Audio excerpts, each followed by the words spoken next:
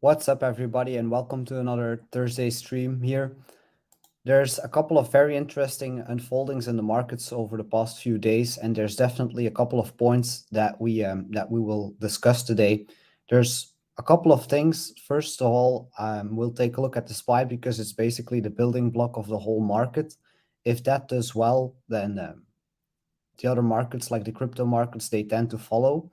But we'll go over that today because over the last few days, we've seen the SPY really acting very weak and retesting and making new yearly lows, while Bitcoin is still very much holding its lows from June. So that's very interesting and something to look at because that's just something that we've been all been waiting for, is when the crypto markets would finally pull away a little bit from the regular stock markets. And so over the past few days, we've definitely seen a couple of signs of that.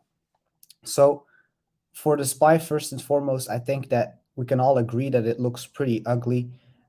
We're basically making new yearly lows. It seems like we are still on the weekly time frame, looking to close above the previous weekly low, which would be a bullish statement short term. But realistically, what I would expect here is, well, the most likely scenario is that you will maybe see a short-term bounce into these EMAs, which are the 10, the 20, and the 50 EMA.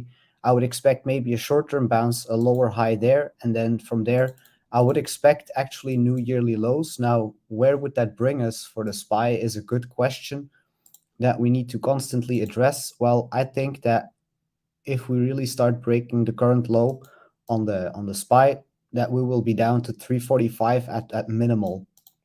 And then 325 would be my target after that. So this would entail a lot of pain, not only in the stock market, but potentially also in the crypto market, because I do think that if the SPY makes new lows, that Bitcoin will have a very hard time holding up the crypto markets on its own. So really, this is the first thing to look at before you look at any stocks and potential buys, is to look at where you're at in the market. And at this point, we're really looking bearish for stocks. So that means that we need to be conservative with basically randomly buying in all kinds of stocks. It's definitely not the time for that. During a bull market, you can basically buy and walk away, but those days are definitely beyond us. So it's very necessary to have a trading plan set up like beforehand. So that's what we focus on the channel, also on in the Pennybois Discord, is we go over certain blue chip stocks and we set up a trading plan to basically prepare ourselves to actually make money in the bear market, because there's definitely many ways in which you can actually still make money in a bear market. It seems very scary and portfolios are underwater, but really you got to see these dumps as great opportunities to buy at lower levels. Now, it's very important that you wait to buy lower, actually, in my opinion, because I don't think that the bottoms are in. If you are in positions, I would still say that any bounce to the upside here for the SPY would be a good indication that you could take some profits. So it's very important not to have too much long exposure in the markets right now, because we're seeing a whole lot of potential selling pressure still coming up. So one stock that we have pretty much nailed over in the Discord is a blue chip that I've been watching for a long time, which is Visa. So for Visa, this is a very strong blue chip stock that over the last years has always traded above the 50 EMA on the monthly time frame. Now here, we actually got some bids in for Visa on the 1272 here, which is 178. So a couple of weeks in before, we were trading up here for Visa, and the first thing that we basically did was we put bids at the 618 here at 197. Remember that very well, because we got a good reaction of that. But once we started losing that 618 level at 197, immediately, just to prepare for the bear market, we looked at what could potentially unfold if you lost that previous swing low there, which would be like a logical bounce at the 1272 at 178. Now, we have gotten a lot lower for Visa. We wicked to under 175, which is pretty crazy. But ultimately, that one buy that we had, or at 178, if you look at the markets today, basically everything is red, everything is down, but this is a stock that has actually performed well, even on a day like today. We immediately had a nice little run up from our entry at 178 at one point. And this is also just, this shows you the importance of taking profits like really early. This is definitely a market that if you're long on something, you cannot be greedy and expect things to just run to the moon. Once you see profits, you basically have to be content with a couple of percent here and there, and just focus on really taking your money and buying the further dips with more ammo. So right off our buy, we had a pretty nice run here today, about 2.5%, but we are coming down a little bit because the SPY was showing so much weakness. So basically my game plan for this blue chip stock is definitely, if I see that we come back to that 178 area, I'm just going to get out where I got in, because I think that we can always re-enter. But if we do see a bounce to the upside here, like my first real profit taking target would be around 184.5. Now, you would say from 178 to 184, that's not really a big move, but it's very tough to play good longs in this market, and it's still a nice 3.54% move. So if you know how to position size that quite well, that's definitely a nice move. Now, if this gets worse for Visa, I would expect that we come down at least to 168. So that's also the reason why I say if we come back to our entry here for Visa at 178, I'm just going to get out, because I would expect that if that level of support breaks, that it can get a lot more nasty here also for Visa, and that we can potentially see just another dump on top of that of about 5.2%, which would basically correlate with the SPY equally going lower. So definitely you got to protect your positions. One way to do that is to take profit early. Another way to do that is to simply put your stop loss at break even once you see that your position runs a bit in your favor.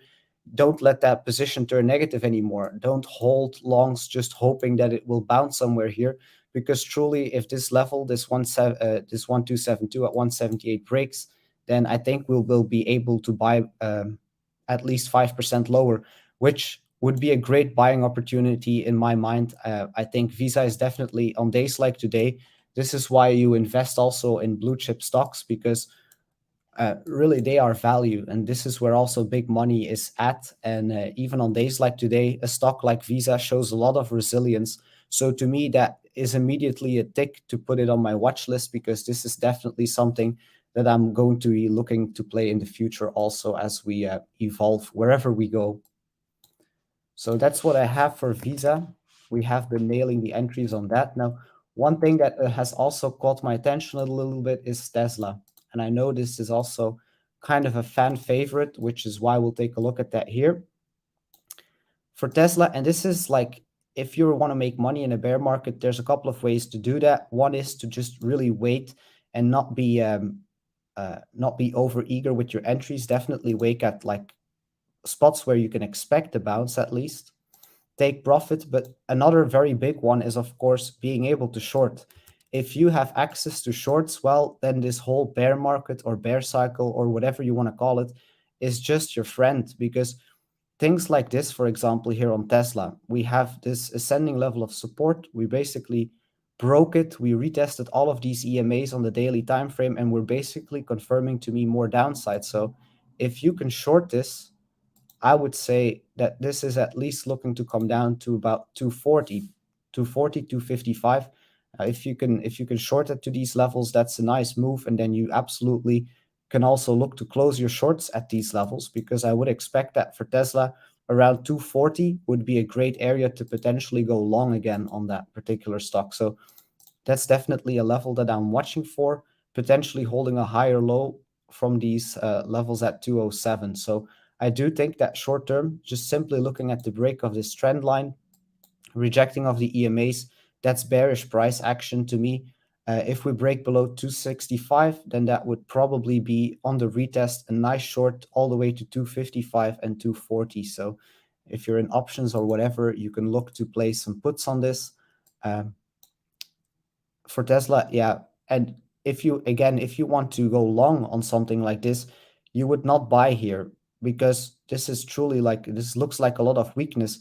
There's a couple of options here for longs. Either you're just patient and you wait for these lower levels to basically appear, and if you can't short, well, then you just have to be patient until you get a bounce on one of these levels, and then on a green candlestick confirmation, you can get in there.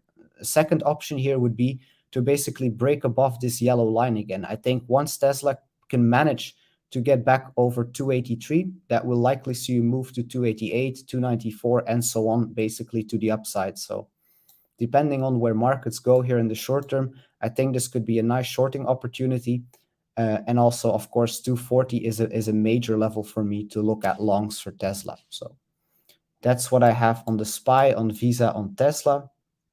And then for sure, we can take a look at Bitcoin, because one thing that I've said in the beginning of this stream, and that is very interesting, if you would basically look at Bitcoin on the daily time frame, you would see that we're still holding a higher low, while the SPY and the Nasdaq, US Tech, it's all already retesting that previous yearly low, and it's putting in and pushing for new yearly lows. But Bitcoin is holding up extremely, extremely well here, actually, I would say, because we're still holding this higher level of support, and this 18.6, 18.7, 18.8K area, this has been retested so many times.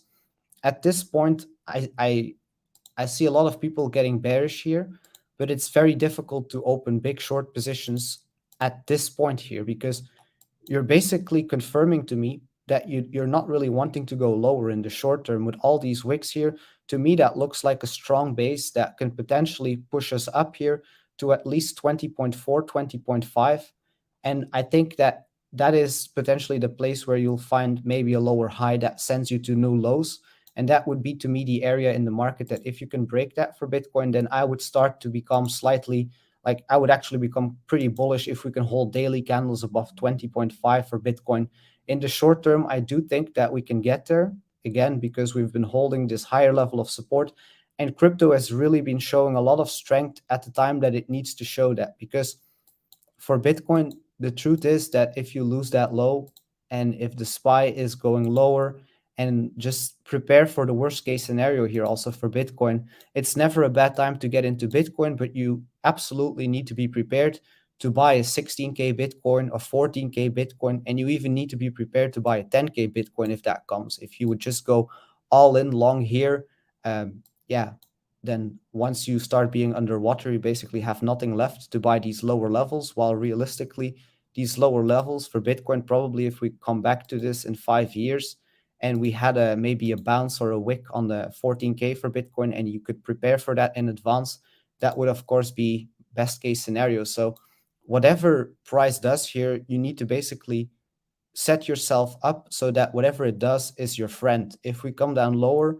well, that's perfect. It's going to give us way lower levels to basically go long for. So that's going to be great. We'll also be looking at shorts, but short term, I would be pretty bullish here on Bitcoin on the daily time frame. I think that we can push up higher.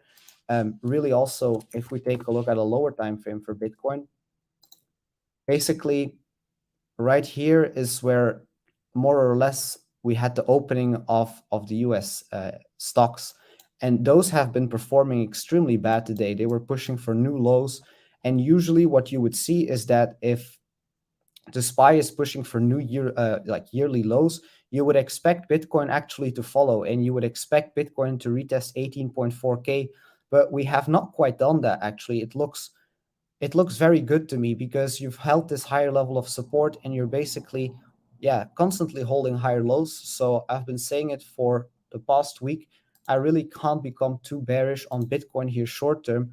I think actually that once we get back above 19.6 short term, that could be the catalyst to basically send us back to at least 19.9, and then potentially 20.4, 20.5. At that point, I would look to close some to absolutely take profit on long positions, and to potentially look to go short. But yeah, short term, we'll be trading this in the Titan Discord after. We'll potentially look to go long here, because there's definitely a couple of things to look for. But I'll keep that for the Titan Discord, where we will trade live after this stream. So that's basically what I have today, is an update on the SPY. It's looking pretty nasty. Any bounce is an opportunity to get out, in my opinion, and you cannot stick in longs for too long. Also, you have to prepare to buy way lower levels, and that's just how you would realistically approach that scenario. If you find it frustrating to watch the chart all the time, just simply don't watch it. It's not for everybody. Just set your alerts at certain levels or wait until we give an update in the Discord that a certain level is held.